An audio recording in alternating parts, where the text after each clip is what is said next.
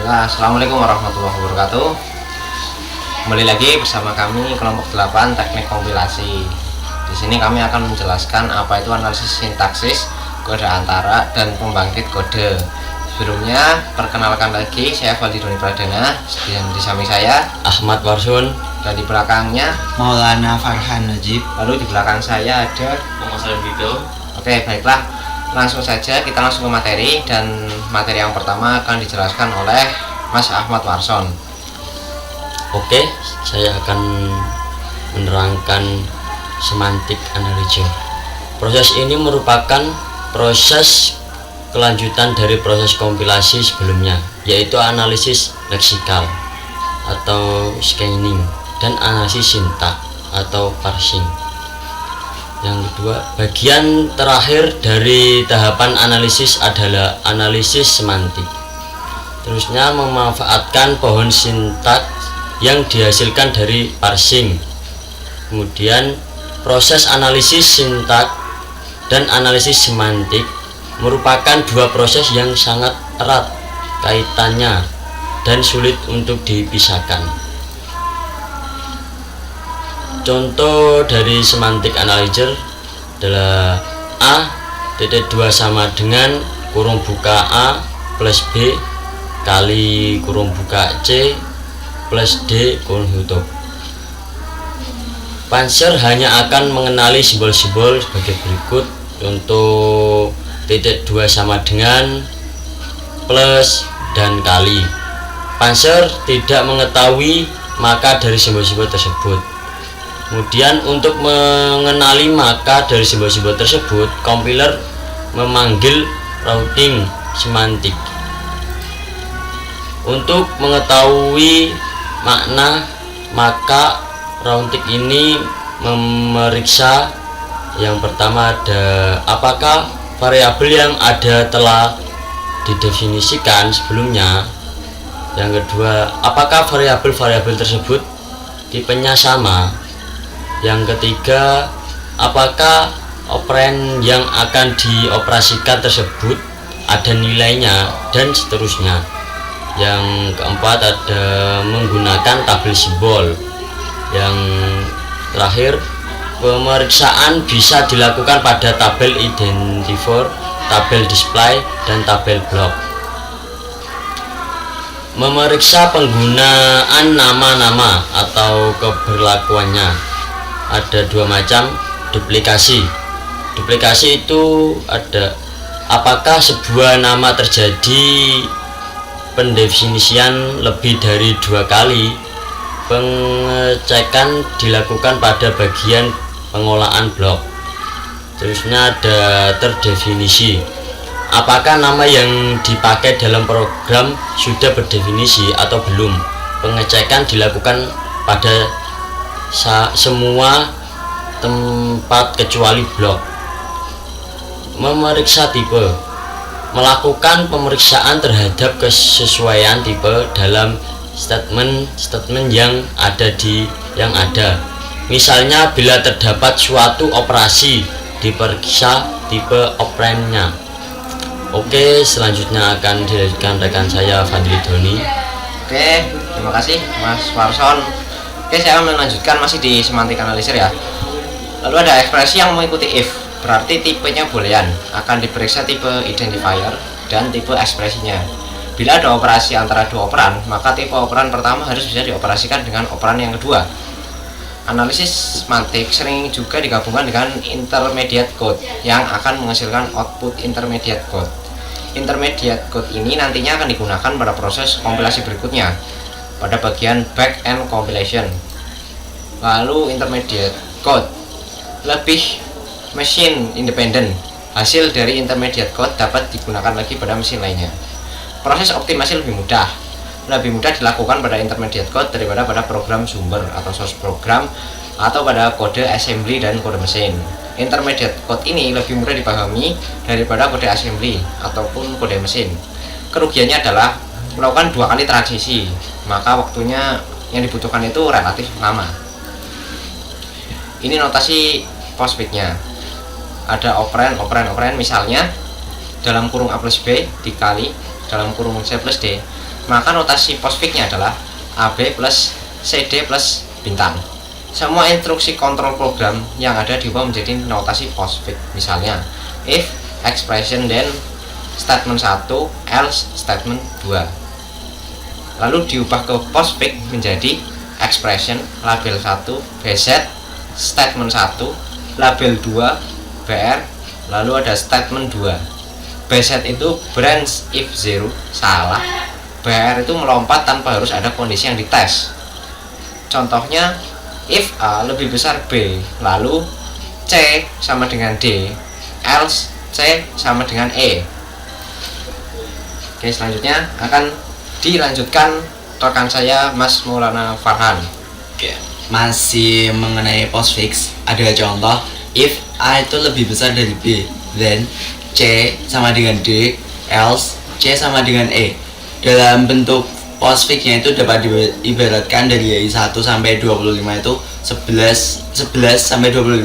Ada 11 itu A dengan 12 B, 13 lebih dari, 14 itu 22, 25 itu BZ, 16 itu C, 17 itu D, 18 itu TD2 sama dengan, 19 itu blank, 20 itu 25, 21 itu BR, 22 itu C, 23 itu E, 24 itu TD2 sama dengan, dan 25 itu N.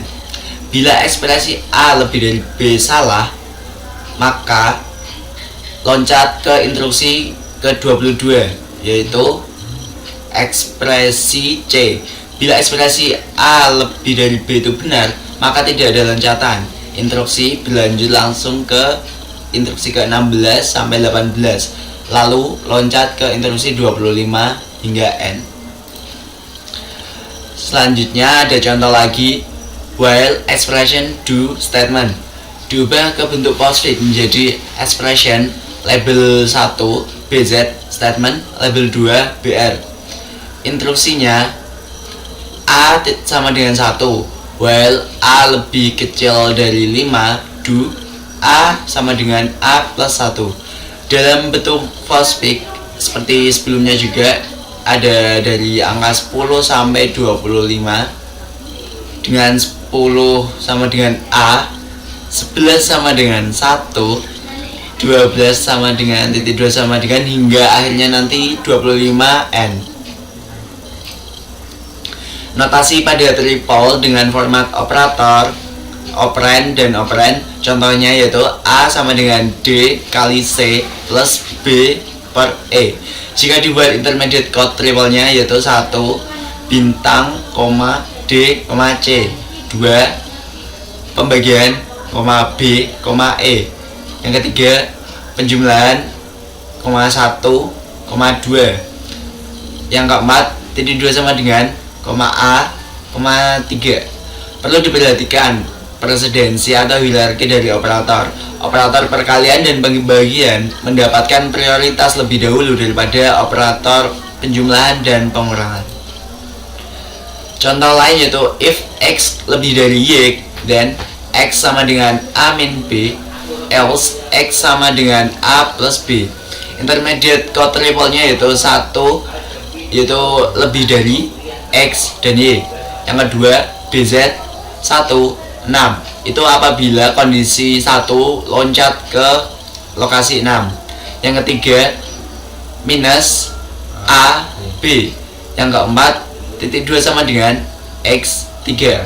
Yang kelima BR dan 08, blank dan 8. Yang keenam yaitu penjumlahan A, B. Yang ketujuh titik 2 sama dengan X dan 6.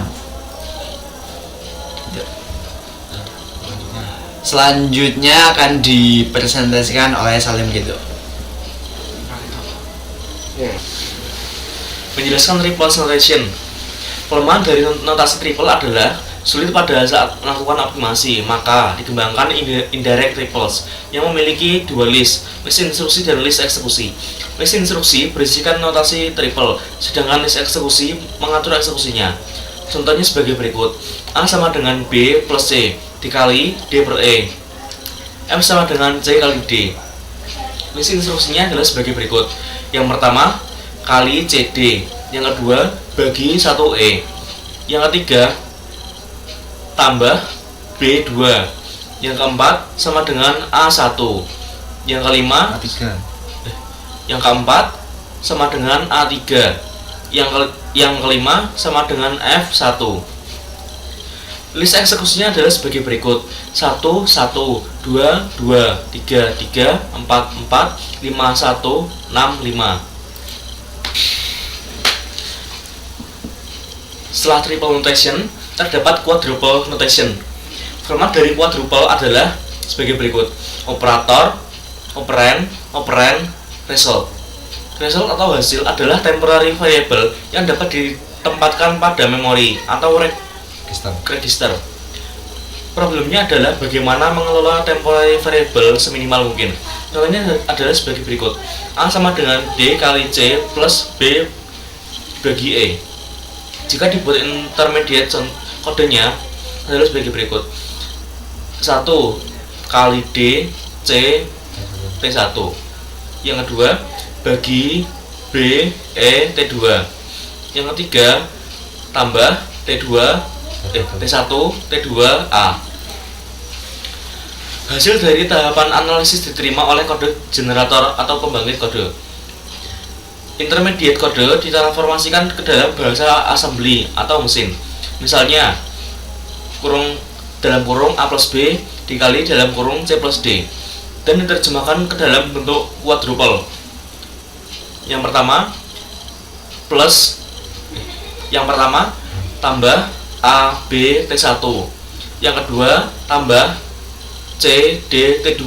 Yang ketiga kali T1 T2 T3. Dapat ditranslasikan ke dalam bahasa assembly dengan akumulator tunggal. Selanjutnya adalah kode generator. LDA A, isi A ke dalam akumulator. Add B, isi akumulator dijumlahkan dengan B. STO T1, simpan isi akumulator ke T2 T1 dan seterusnya. Hasil dari kode generator akan diterima oleh kode optimization. Misalnya untuk kode assembly di atas dioptimasikan menjadi LDA A, add B, STO T1, LDA C, ADD D, MUL T1, STO T2. Oke, sekian dari kami kelompok 8. Terima kasih. Assalamualaikum warahmatullahi wabarakatuh.